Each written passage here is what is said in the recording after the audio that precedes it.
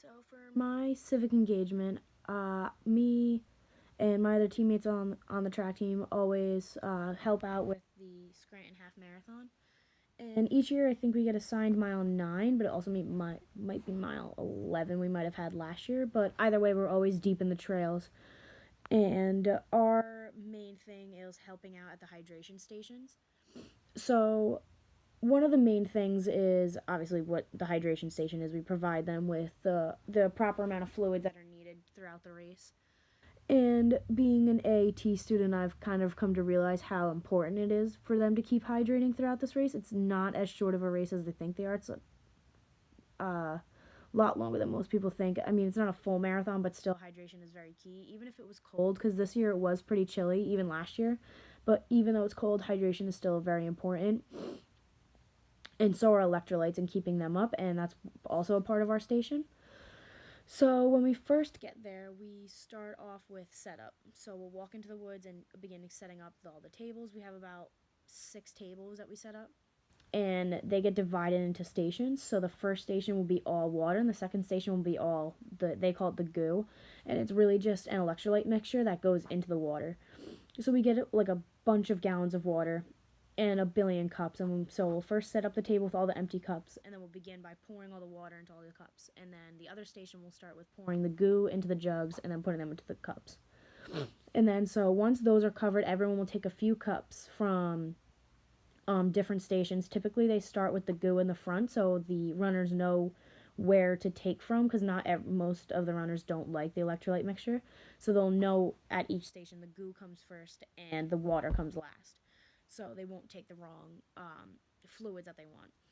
So we'll take about 4 cups each and stand on either side of the trail, and then stand there with the water cups out. And typically the first few runners, like the really fast ones, won't take anything. They kind of just chug along through the race. They don't want to stop or like mess up their time or anything like that. And then once you start getting to more closer to the middle of the pack and towards the end is when people really start taking waters, and it really starts to get a little hectic. So a lot of times we have to be really careful of how we hand off. If we're going to cross the trail to go get more water, we have to be conscious of runners coming in and out. And we have to make sure other runners realize there's other runners stopping as well to get fluids, because not every runner is capable of just running with it. Some of them have to actually stop to grab the water. So, after helping with the hydration, typically towards the end of the event, a big part of our job is also clean up. So we'll help clean up the area, rake up all the different cups, because not every runner is very good at throwing their cups into the trash can on the way. So we'll do a full mass cleanup of our area and completely shut down all the tables, waters, make sure all like the leftovers are kept separate so they don't get thrown out.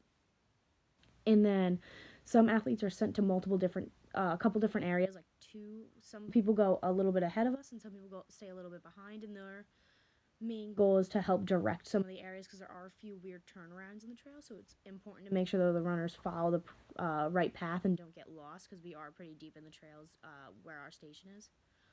But other than all the hydration part, the cleanup, and the direction, a big part of our job is the moral support that we provide. So a lot of us will do a lot of the cheering on and helping everyone get through it. And a lot of people really are very thankful for the support we give them. I think our coach gets about 20 emails after everything, like after every half marathon that we work, with a bunch of thanks for everything that we do for them. Even if all we do is cheer them on and give them water, a lot of them really are very thankful for that. Even if we think it's something little, it means a lot to them.